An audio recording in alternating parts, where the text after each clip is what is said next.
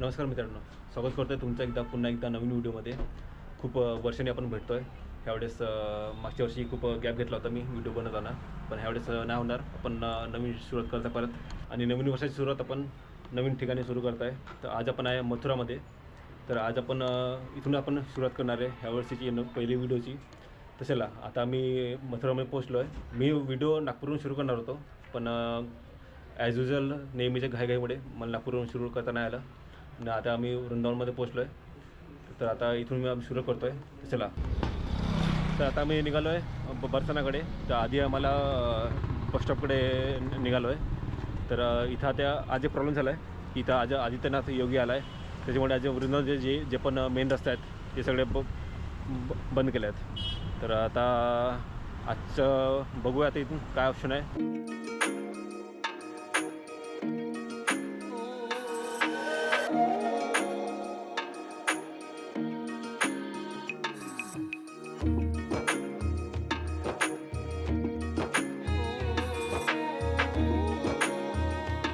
Finally गाईस आम्ही पोहोचलो आहे.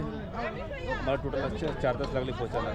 आम्ही 2 वाजता निघालो होतो आणि आता मी 6 वाजता पोहोचलो आहे. एवढं ट्रॅफिक आहे इथे आणि खूप जास्त गर्दी आहे.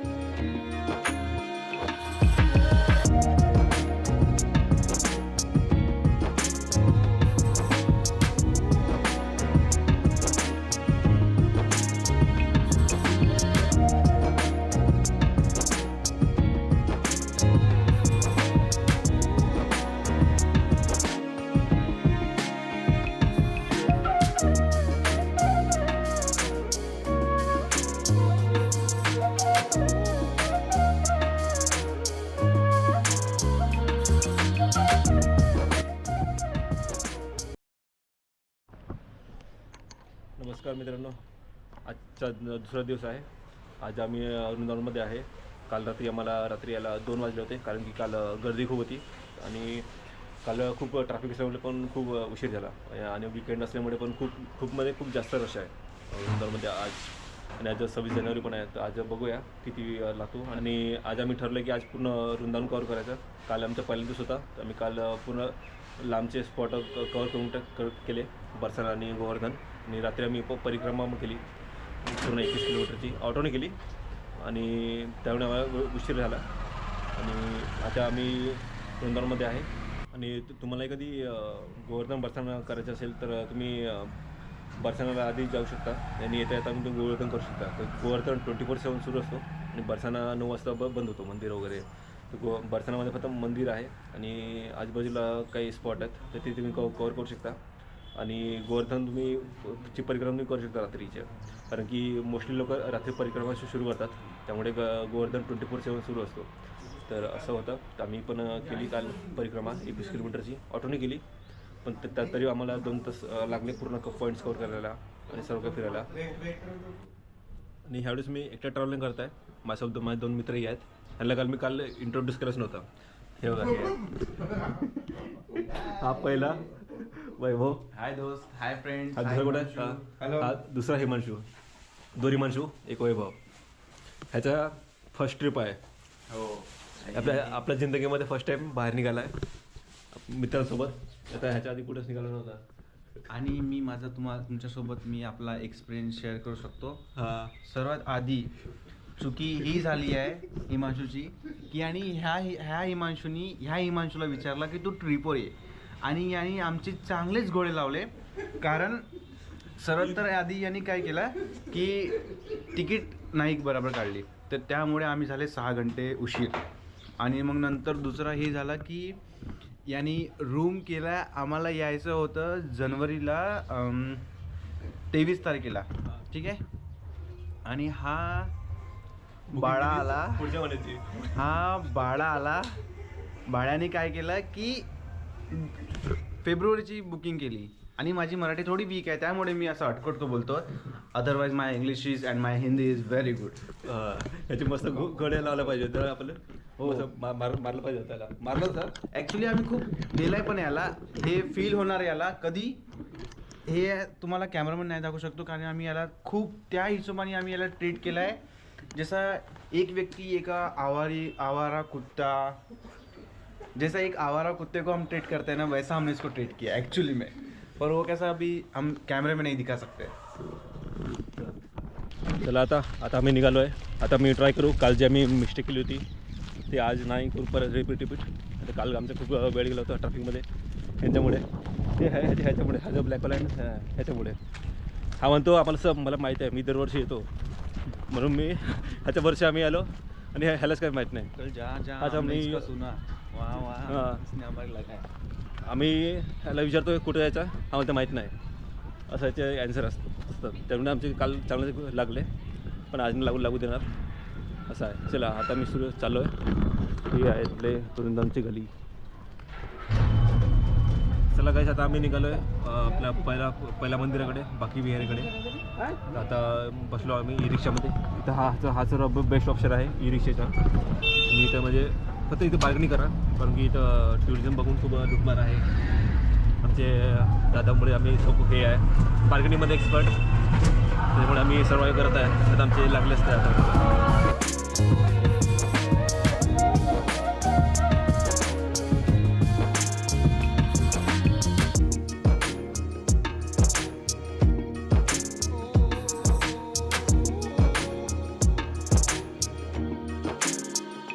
तर आता आमचे 2 मंदिरचे दर्शन करून झालेले आहेत। एक आहे राधा वल्लभ आणि एक आहे बाकी बिहारी। आता टाईम झाला, आता 1 वाजलेत। आता मंदिर सर्व बंद झाले आहेत सर्व। तर आता आम्ही चाललो आहे निधीवनकडे। तर हे खूप सारे गली आहेत, त्या खूप गलीहून सर्व रस्ते आहेत आणि अशी लहान मंदिरसुद्धा आहेत। हे शॉप आहे, समोर मंदिर पण आहे लहान।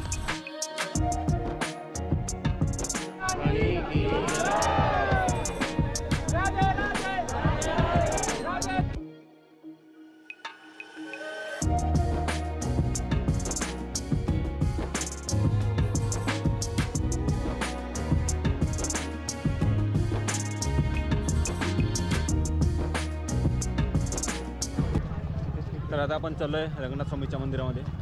हा वृंदावनमध्ये एरिया वाईज सर्वात मोठा मंदिर आहे। आता आपण आतमध्ये बघूया आता ह्याच्या आतमध्ये कसली मूर्ती आहे काय आहे। चला।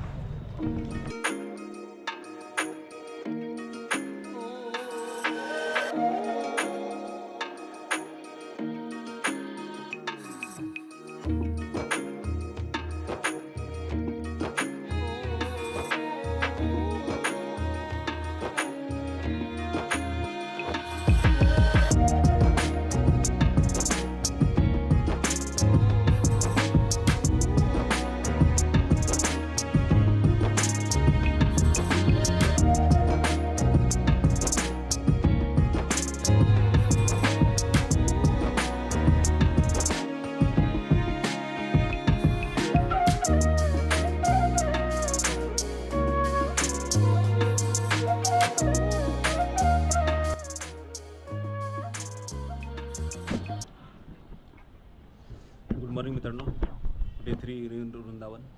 तर काल मी पूर्ण वृंदावन कवर केलं आहे। मी पुरसडे मंदिरवर सर्व फिरून झालं आहे, यमुनाची आरती व सर्व बघितलं आहे। तर आज आमचा प्लॅन होता की मथुरेसाठी निघायचं होतं, पण आज मी ठरवलं आहे की 1 दिवस अजून एक्सटेंड करायचं आणि इथंच आमचं प्रेम मंदिर बघायचं सुटलं आहे। त्यासाठी आम्ही 1 दिवस प्लॅन एक्सटेंड केला आहे आणि आता दिवसभरचा टाईम आहे। तर आम्ही ठरलं की आसपास जेवढं पण एरिया आहे म्हणजे बघूया। आता अजून काही आपलं डिसाईड नाही केलं आहे की आज आमचा प्लॅन होतच नाही इथे थांबायचं, मथुरेसाठी निघायचं होतं। तर आता डिसाईड करूया काय होतो आणि कुठं जाऊ शकतो दिवसभरामध्ये। आणि मी मग रात्री मथुरेसाठी निघून जाऊ आणि मग उद्या मथुरा कवर करायचा प्लॅन आहे। आता बघू कसं काय होतं, काय पॉसिबल होतं, तर बघूया। आणि आज वेदर पण पुन्हा क्लाउडी आहे, तर मी ट्राय करते की फक्त पाऊस नाही आला पाहिजे। कधी पाऊस आला तर मग पूर्ण प्लॅनिंगच्या की काही पण होऊ शकतो। आता असं आहे। चला मित्रांनो, आता आम्ही इथून निघत आहे। तर आता आज मी स्टे दाखवतो तुम्हाला, आम्ही इकडे थांबलो होतो। तर असा हा रूम आहे, अक्षयधाम हॉटेल आहे। असा इथं हा हॉल आहे सर्व काही, आणि इथं गॅलरी पण आहे मस्त, इथं व्हेंटिलेशन मस्त होतं। तर मी इथं आलो होतो। इथून हा आहे चैतन्य विहार फेज 2मध्ये। इथून प्रेम मंदिर 1 किलोमीटर आहे फक्त, सर्वात जवळ इथून प्रेम मंदिर आहे। आम्ही आतापर्यंत तिथंच नाही गेलो। आम्ही आतापर्यंत पूर्ण बरसाना फिरून येऊन गेलो, बरसाना गोवर्धन सर्व झालं, पण आम्ही आतापर्यंत प्रेम मंदिर गेलो नाही, जे की सर्वात जवळचं आहे मंदिर। तर आज आम्ही तिथं जाऊया आणि तिथून निघतो आहे। अजून डिसाईड काही झालं नाही आहे कुठं जायचं आहे म्हणून, तर आज इथून निघूया. चला मित्रांनो, आता मी निघालो आहे भांडीरवनसाठी. इथून 10 की 12 किलोमीटर आहे.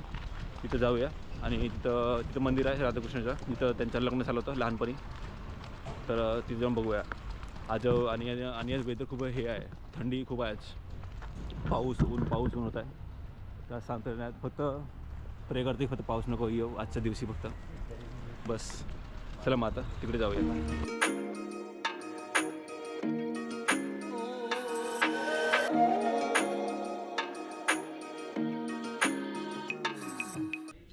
तर आता आम्ही आलो इथं लक्ष्मी माता मंदिरमध्ये, ह्याला बेलवणं असंही म्हणतात. तर ह्याची कथा अशी आहे की जेव्हा लक्ष्मी माता जेव्हा वृंदामध्ये येत होते दर्शनासाठी, तेव्हा त्यांना वृंदामध्ये त्यांना एंट्री नाही भेटली. तर त्यांनी ह्या जागी बसून त्यांनी खूप तप केलं. त्याच्यासाठी इथं हे लक्ष्मी माताजीचं मंदिर इथं बनवलेलं आहे. इथून वृंदापासून इथला डिस्टन्स 5 ते 8 किलोमीटरपर्यंत आहे. तुम्ही इथं येऊ शकता. आता जास्त लोकांना हे मंदिर माहीत नाही आहे, आताच बनलं आहे. तर आणि इथं लक्ष्मी मातांनी जे तप केलं होतं ती जागा आता पण आहे. हा सगळे मंदिर आहे. तर आणि ह्याच्या मागे हा जो झाड आहे, अशी मान्यता आहे की हा 5000 वर्ष पूर्वीचं झाड आहे. हा तो झाड आहे जिथं लक्ष्मी मातांनी जी सावलीमध्ये बसून तप केला होता. आणि इथं ह्यांचे चरणचिन्ह आहेत. म्हणजे ह्या झाडाची वय 5000 वर्ष सांगत आहेत इथले पंडितजी. आणि इथे पंचमुखी हनुमानजी.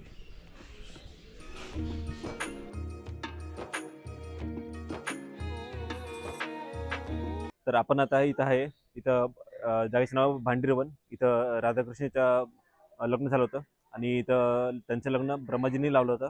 हा जो मंदिर आहे हा इथलं मेन मंदिर आहे. ह्याच्या आतमध्ये लग्न झालं होतं, त्याने ब्रह्माजींनी ह्यांचं कन्यादान केलं होतं. आणि हा जी इथं बाहेर आल्यावर इथं हे विहीर आहे. इथं आपल्याला जेवढे पण सगळे तीर्थस्थळ आहेत त्या सर्व तीर्थस्थळाचं पाणी ह्या विहिरीमध्ये आहे.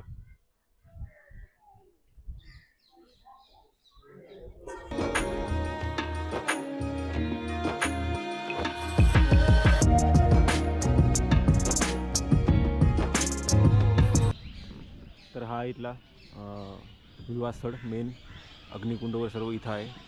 हे जे 11 स्तंभ, हे जे लाल दिसत आहे हे इथं 11 स्तंभ आहेत, जे आधी काळात सोन्याचे होते, जे ब्रह्माजींनी प्रकट केले होते. आणि हा इथला विवाहस्थळ अग्निकुंड.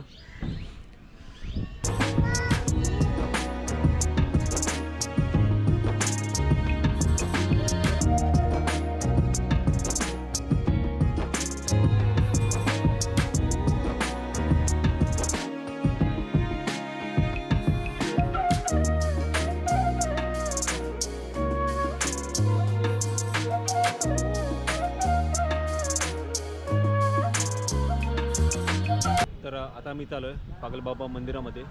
तर इथली मान्यता अशी आहे की जे इथले बाबा होते ते कृष्णजीचे खूप मोठे भक्त होते. ते कुठं पण जात होते, त्यांना कृष्णजीचे दर्शन होत होते. ते त्यांच्यामुळे ते सर्वांना नमस्कार करत होते. जसे की त्याच्यामुळे कोणी समोर जात होतं, जे कोणी प्राणी असो काही असो, ते सगळ्यांना कृष्ण समजून त्यांना पूजित होते. त्यामुळे ह्याचं नाव पागलबाबा असं ठेवण्यात आले होते. तर त्यांच्या इथं आता खूप मोठं मंदिर बनलेलं आहे. त्यांचे समाधी स्थळ पण इथंच आहे आणि इथं मंदिर पण खूप आहे. तर ह्याच्या लेफ्ट साईडला इथं समाधी मंदिर आहे आणि हा त्यांचं मेन मंदिर आहे. हा कमी 7 की 8 फ्लोअरचा आहे. तर आता आतमध्ये जाऊन आपण बघूया कसं आहे ते मंदिर. चला.